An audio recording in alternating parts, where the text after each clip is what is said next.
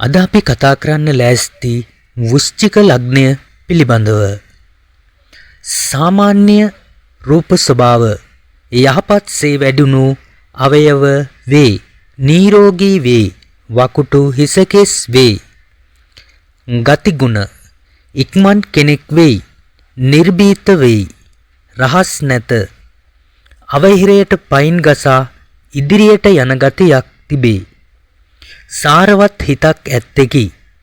එසේම ඥානවන්තද වේ.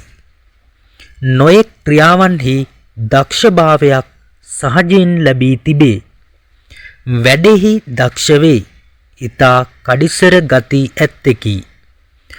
ධෛර්යය නැති කර නොගනි. හෙවත් නැති වූ ධෛර්යය වහා ඇති කර ගන්නෙකි.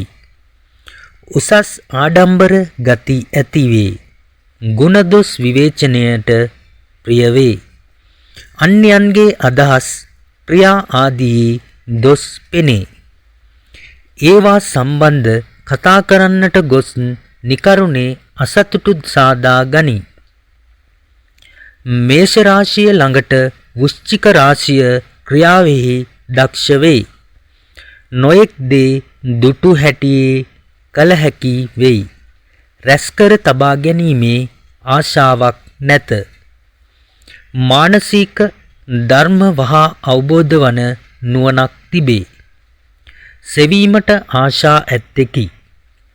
කාලය අනුව ගරුසරු කරන සිරිත්වලට සැලකුවේ. නමුත් ක්‍රමානුකූලව කතා කළොත් ඒවා බිඳ දැමීමට සමර්ථ වේ. තමාගේ කටයුතු පමණක් බලාගෙන ක්‍රියා කරන ගතියක් තිබේ. වෘශ්චික ලග්නයෙන් උපන් අය ආගිය තැන කැපී පෙනෙන ගතියක් තිබේ. යමක් උඩින් පිළිගන්නා ගතියක් නැත.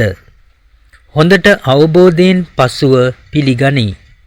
තමාගේ දක්ෂභාවෙහි ඇති ආත්ම විශ්වාසය නිසා කටයුතු අන්තිම මොහොත දක්වා කල් දමයි. මම ඒක ඕනෑ වේලාවට කරන්නම් යයි කියා දුර්වලකම් හැටියට පෙනෙන්නේ.